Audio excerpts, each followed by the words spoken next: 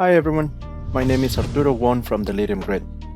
In today's video, I'm excited to take you behind the scenes of these renders. We'll start by showing you how to set up a custom rig for any car inside Cinema 4D using constraints and Espresso.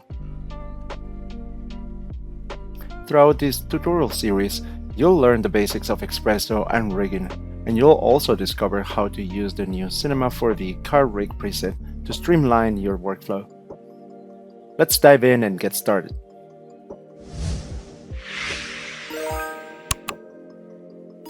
Here in Cinema 4D, you will have this file called DE_201 Camaro model, which is basically just the model of this Camaro. And all we're going to be doing is going over the controllers that I created, why I created them, and why I believe they're essential. We're going to be using some of Espresso like we said before, so let's get started.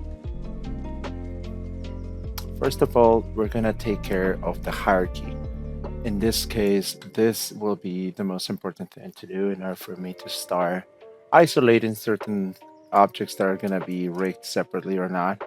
For instance, if this was the door that I needed to rig, I might want to have the pivot point somewhere here so that I can open it like such. But for this tutorial, all we want to do is first of all separate the tires from the body. Okay, that's going to be the first thing. In this case, I already have something already started, as I think. Yes, perfect. The tires are already separated, so all I need to do is probably just grab all of these guys and holding Alt G. I'm going to group them. Okay, immediately I'm gonna name this. We're gonna name this null G for group underscore body underscore main. And this is gonna be important.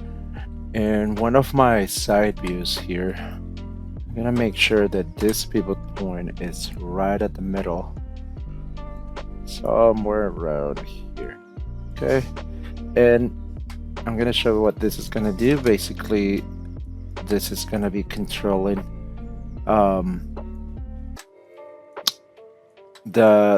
basically the weight of this car. So like if it's accelerating, you know, it might lead towards the back a little bit. If it's braking, it might lead towards front. It can also, like in curves, go left and right, and we're also gonna be controlling up and down this up and down axis to control the weight of the actual vehicle.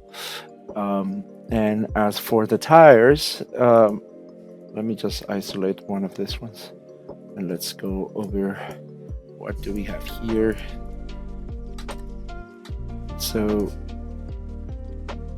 I have here two main groups. One that will be everything that will be just rotating in this axis, right? Which is the tires, the wheels, and the brakes, of course. And then on the other group, I just have this caliper.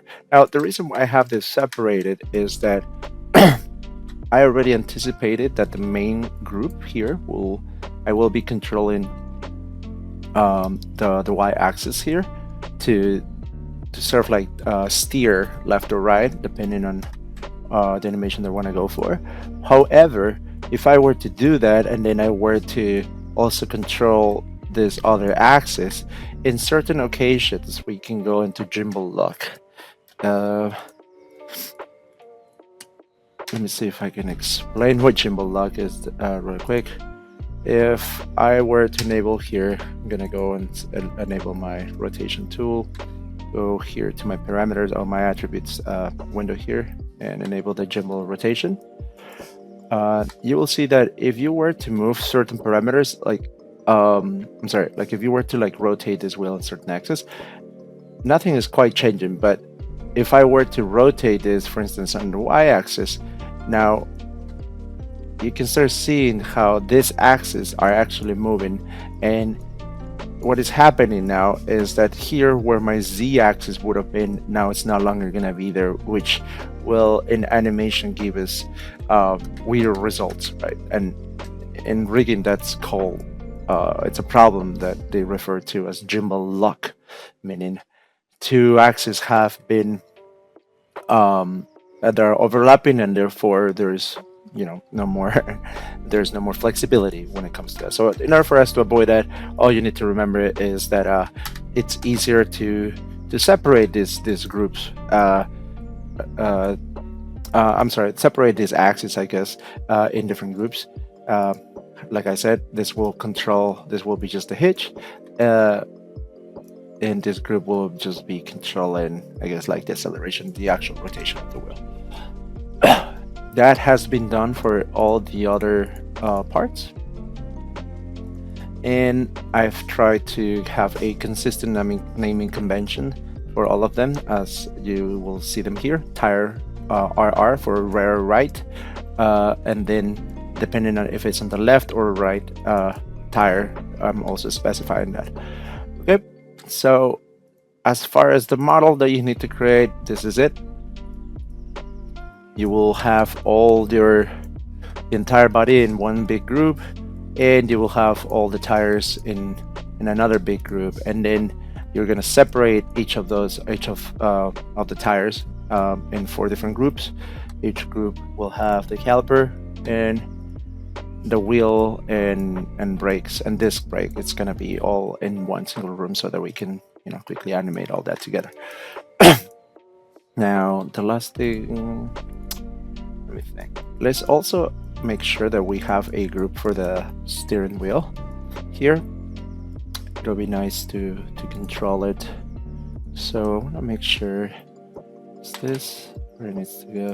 Yeah, so okay, perfect. So I had already grouped this and leave it as it is, but basically the way that I had it before, and I just copy this and redo this real quick, is that I grouped the steering wheel all in this master null group. But the problem is that right now, like you see, my gimbals are all over the place, right? And for sake, I'm just gonna deactivate that, and I'm gonna show you here the parameters, what's happening. So if I were to rotate this, everything is gonna go all over the place. Right now, because we're gonna try to control each of these parameters with an espresso, all we wanna do is make sure that this axes are isolated. So in order for us to do that, you can hold down Shift and create a new null. That's going to create it right in the origin, and as you can see, everything has been zeroed out. So if I were to just animate one parameter, you can see that this is the only parameter that I'm going to have to worry about. So what I can do is grab all these objects, drop them inside the null, rename that null to what we had before, and now I just need this parameter to control. Okay.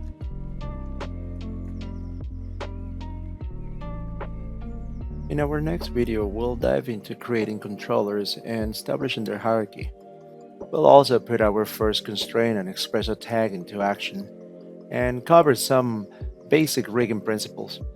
Make sure to subscribe and stay tuned if you'd like to see more. Thanks for watching, and I'll see you next time. Ciao!